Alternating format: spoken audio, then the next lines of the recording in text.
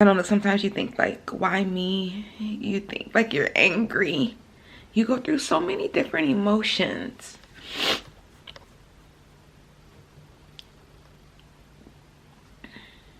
And you don't even know like what to say, how to feel. I'm just so angry. I'm so angry. But I can't be angry because I don't want to be bitter. I don't want to be bitter. And I know that this is my journey and I'm okay with that and I accept that, but it is hard. It definitely is hard.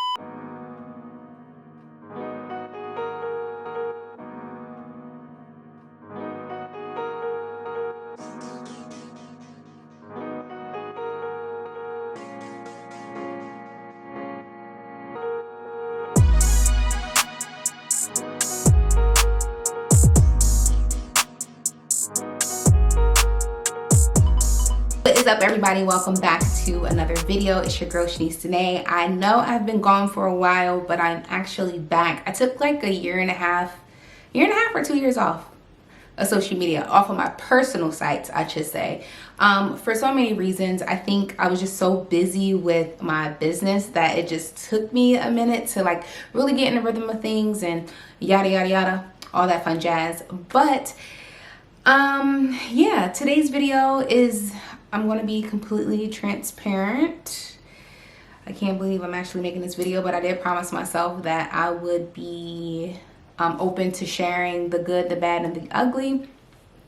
And unfortunately, my version is the ugly. And I really just have you're going to have to excuse my lashes, y'all, because listen, I cried so much that freaking, they looking like wispies right now. I don't even know if they look like wispies, but anyway, just ignore them, okay?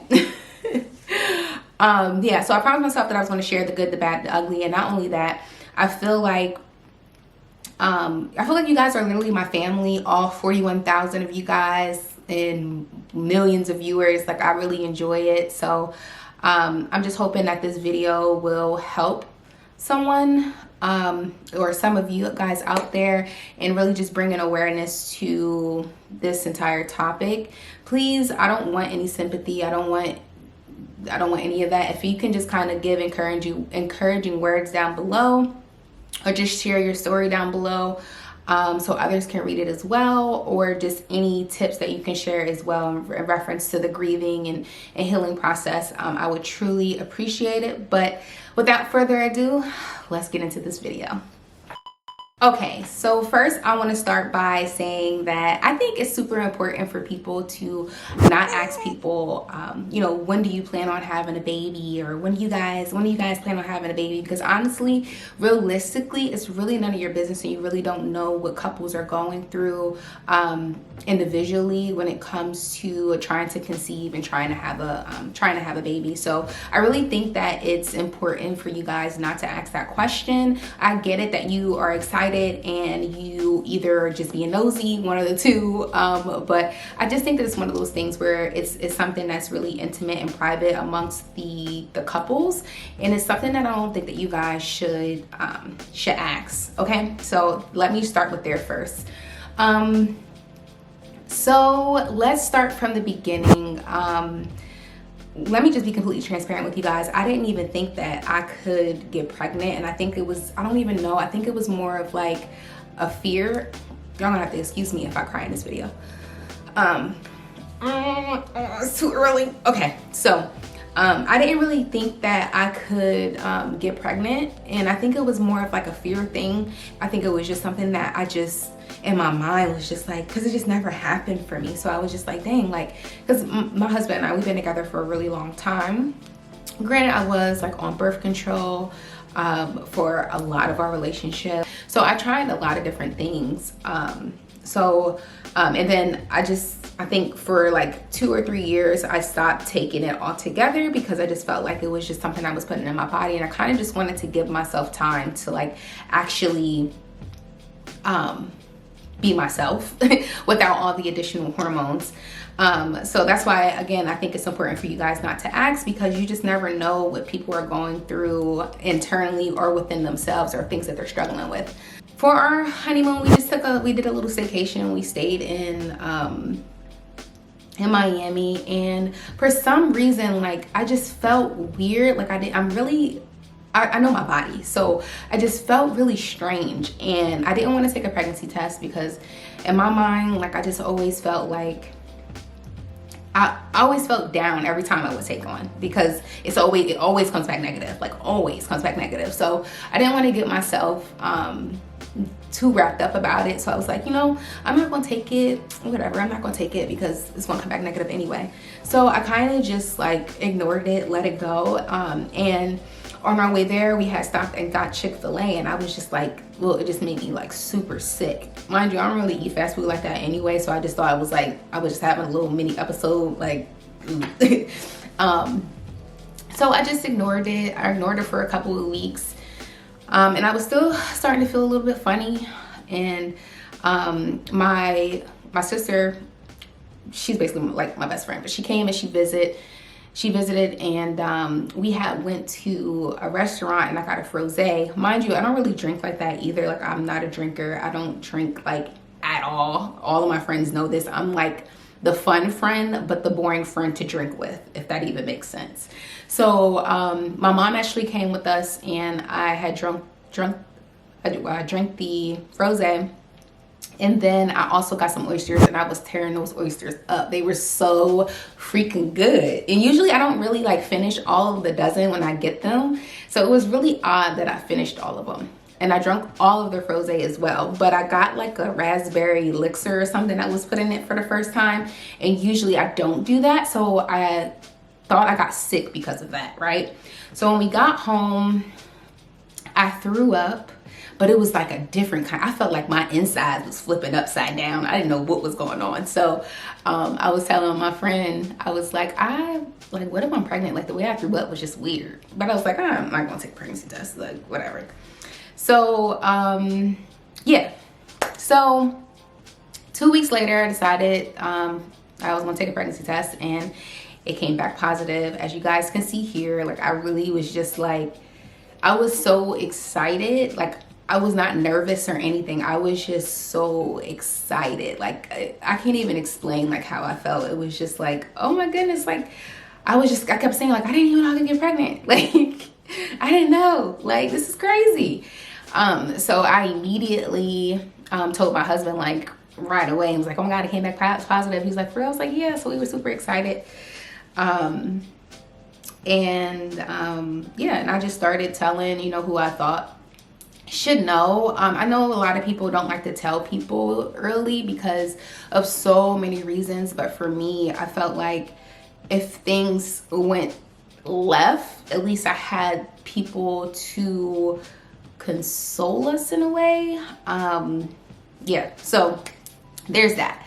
And then I immediately called the OB and was like, I just found out I'm pregnant. I took a pregnancy test. And then usually what they'll do is they'll ask you when your last period was. And for me, it was a little bit weird because even when I was getting my period, I was a little bit confused because my period wasn't the same. Like, weird. So I told them, and they were going off of that date, but I was actually further along than what they thought.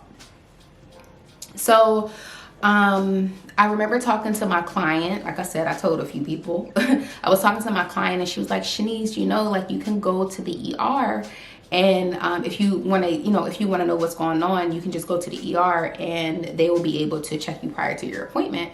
So I was like, oh, really? Because I was explaining to her that I was having like cramps, but I thought it was normal because whenever you're pregnant, you go through like implementation stages, etc. If you are like new to pregnancy and things of that sort, I recommend that you download an app called What to Expect, or What is Expecting, I think it's called. I'll put the little link here, what it looks like. And sorry guys, I'm like so nervous. I don't know why I'm not even making eye contact with you guys because I'm like so freaking nervous. So I was looking at the app, and I think it was saying in the app, I was like 5 weeks or something like that, and I think it was like a size of a blueberry, because they actually update you on like what your baby looks like. So I was cramping, and during that time, usually within 4 to 5 weeks, you're going through like the implementation process, and for some people they either experience bleeding or cramping, etc. So I thought it was that. So, and I also have a high pain tolerance, so for me, I just thought that it was I thought it was normal. Like I just didn't know. So but as days went on, I want to say 3 days passed, and it was just kind of, or 2 days passed, and I was kind of getting really uncomfortable. It kind of felt like, I don't even know what contracting felt like, but it felt like that. And I was like, I can't even say that. I ain't gonna say that, but it did. I don't care what nobody say it felt like a contraction, because it was hurting so bad. So we went to the ER, and small story short, they told me that I have what's called a subchorionic hematoma. So so often women do get it. Some experience pain, some people don't. Some people experience a lot of bleeding during their pregnancy or throughout their pregnancy, and for some people they need a blood transfusion depending on how bad and how much blood they lose during or while they or after they deliver. So for me, the subchorionic hematoma was actually underneath the placenta. So what happened was the placenta was sitting on top of the hematoma, and it wasn't able to, whenever you have your placenta, it's supposed to lay flat against your uterine wall, and mine wasn't. It was actually kind of like floating, which is one of the reasons why I was experiencing the cramps that I was experiencing. So I was just basically told to not do anything. Practically like borderline like bed rest, basically, like don't do much, don't work out, don't lift anything, uterine rest basically. So and at this time, I want to say they measured me at like 5 weeks and 6 days. So I didn't really have that many aversions or anything like that. Only to cat food. I couldn't stand cat food, and I loved carbs, right? So that was just kind of like cool, and just kind of getting to experience it, because again, it was something that I never thought I was going to be able to experience. So I was just kind of waiting until my appointment, and I was literally almost out of my first trimester for my first doctor's visit. And usually, you know, you get to hear the heartbeat, etc. So when we went to the ER, we were told that in 1 or 2 days that we needed to go to an ROB to figure out if my levels were dropping, etc., just to be sure, because usually when they say levels, they're talking about your ACG levels. They want to make sure that they're increasing or staying the same, because if not, then that could be a sign of that you're having a miscarriage. So I had called my OB. Unfortunately, she's just bombed, so she was booked, and they actually can only get me into another location because it was so last minute. Again, I was supposed to go in 1 or 2 days. So we went to another location, and they put me with a male doctor, and I didn't really know. Just my preference. I don't really like having male doctors. I had one before, and it was just a bad experience. His name was Michael Jackson. That's just a whole nother thing. But for me personally, I just prefer to have female doctors, and I felt like that was something that they should have disclosed, but it wasn't a big deal. So we went there for the follow-up, because they were supposed to check my blood, check my ACG levels, and I wasn't sure if they were going to do another ultrasound. I didn't really care about that, but the doctor at the ER basically was like, make sure to check your ACG, like your levels, which are your ACG levels, just to make sure that they're not decreasing. Because at that time he couldn't really see the baby. Like, I'm not sure if the baby was just like too small to see, or if it was hiding somewhere. But they could see everything, like the sac, the yolk sac, everything was there. Yeah, so and we booked that appointment, and the doctor came in. It was extremely rude. He didn't even say anything. He didn't introduce himself when he came in, and he was like, what are you here for? And Matt was with me, which is my husband, and he was explaining everything to the doctor. And then he was like, well, I what are you here for? Is this baby 1, 2, 3? This is what he said to me. And I was just so, I didn't even know what to say, because I was like, dang, like, why is he talking to me like that? And then he was like, well, if you're going to miscarry, you're going to miscarry anyway. There's nothing that we can do about it. So he basically refused to take my blood and to check my HCG levels. And then he was like, well, I guess we can give you a pap smear. And I was just so in shock. Like, I couldn't even respond. And he basically threw like the sheet at me, like to like basically was like, here, like just threw it at me basically for me to like change, for him to do a pap smear. He walked out and my husband was just like, you don't have to do this. We don't have to put up with this. So we actually walked out and got our money back. And then my doctor called me the next day and I told her everything that happened. And she like was apologizing to me and etc. But I say this to say that this is what happens in healthcare, especially when you're African American, because at the end of the day, we deal with racism on a daily basis anyway, but racism in healthcare is completely different. And you don't really think that it would happen to you, but also I'm not oblivious either, right? So I honestly still can't believe that I went through that.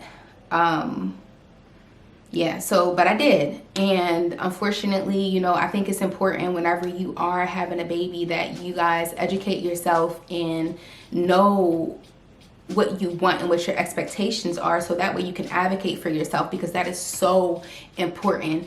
And if you are, you know, thinking about having a baby, I recommend watching Ricky Lake's the Business of Being Born. I recommend watching Aftershock, which is on Hulu. It came out in 2022.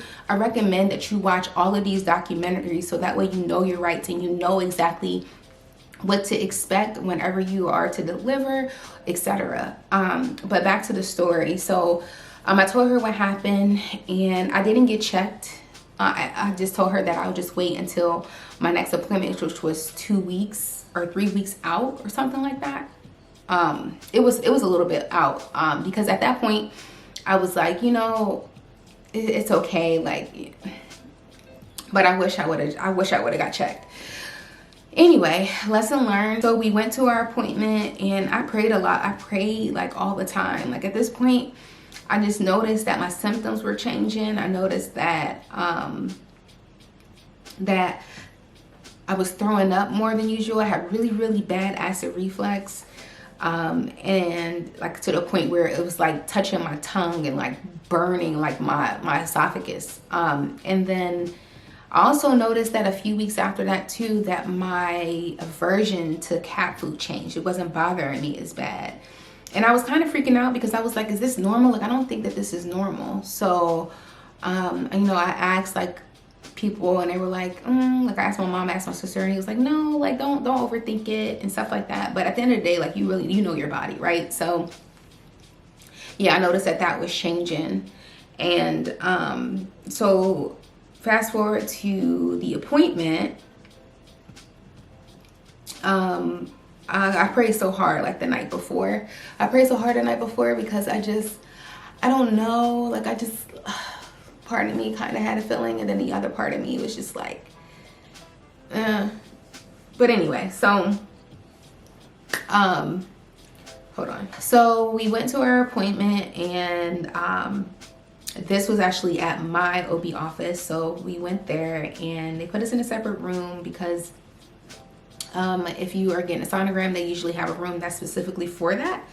And then, you know, we were just waiting our turn. I had to, usually when you go, you have to, you know, pee in a cup and do all those steps or whatever. So it was cool. The room was set up really nice. They had like another TV monitor, and they had a monitor next to me as well. She did a sonogram, and we could see the baby, and the baby looked like a baby. It had, you know, it looked like a baby. It had little feet, like little web feet, little hands and arms, etc. And I was just kind of making jokes because if you know me personally, you know I'm a jokester, and I'm always just like making silly jokes and stuff. And I was like, oh, look at the little butt, because it was so cute. And then the lady, the tech, was basically like, oh, sweetie, there's no heartbeat. So I just immediately started crying because I was just so excited. Both of us were super excited. And I don't know, kind of felt like I was like a dream. Like I felt like I was out of my body. I don't know. Yeah, so they put us in a separate room again, and then everything just happened so quick. And my doctor was just like, you know, like nothing, this isn't your fault. And, you know, they go through like the whole process or whatever. And then depending on this is what they don't tell you. So when you have a miscarriage, there's different forms and different levels of miscarriages. Mine was considered a silent miscarriage or a missed miscarriage, which basically means that I didn't really get too many symptoms. I wasn't bleeding or anything like that. So, but basically what happened was that my baby had a lot of fluid in his chest, and then there was just no heartbeat. There was no cardiac activity.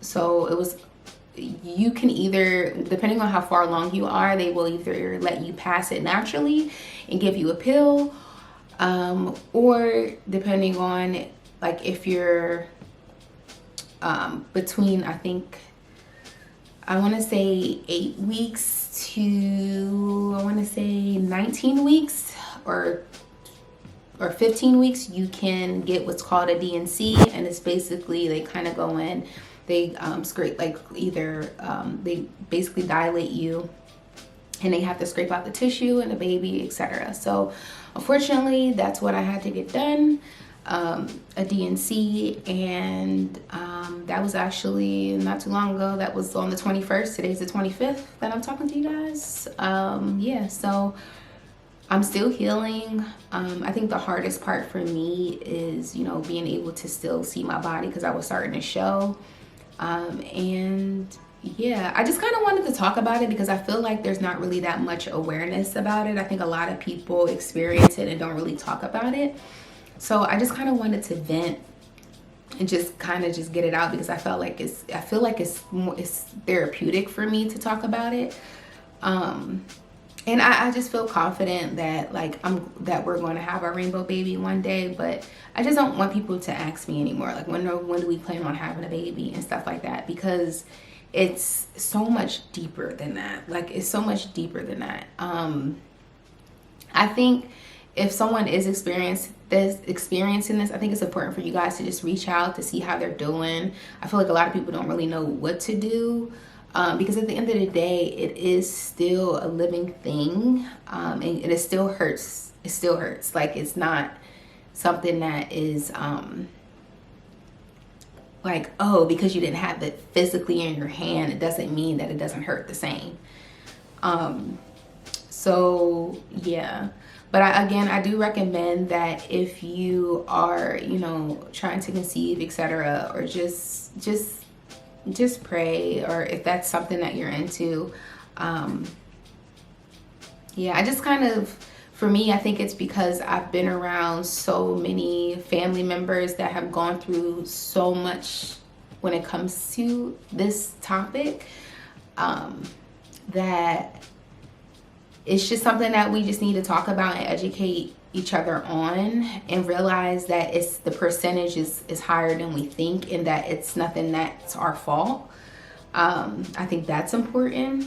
So if you can just leave comments down below, just kind of either sharing your experience or just leave encouraging words. Again, don't have any sympathy for me because I know God's going to bless us with our rainbow baby one day. I don't really know when that day will be, but I feel confident in that, and I know that for sure. And I'm okay. Like I have my good days and my bad days, and my good moments and my bad moments, just like anybody else, because I am human. But yeah. So, and when we do experience it, I'm going to be sure to document every single little thing. Like I said, the good, the bad, the ugly is just who I am. And I just appreciate you guys just following me and rocking with me for so long. But I just kind of wanted to share this with you guys because maybe there's someone that can relate. And yeah, I feel like I was just making a lot of talking in circles in this entire video, but like I said, it's still fresh. Yeah. yeah, so I'm gonna be posting more videos, definitely vlogging more, because y'all, I have a lot to vlog about, especially when it comes to the spa and all of that fancy jazz, and just kind of trying to help women just, you know, get through everyday life. But yeah, just thank you so much for just hearing me out. I know that it was probably a handful. I'm glad I was able to keep my composure, but make sure you hit that little subscribe button, and I'll see you guys in the next video.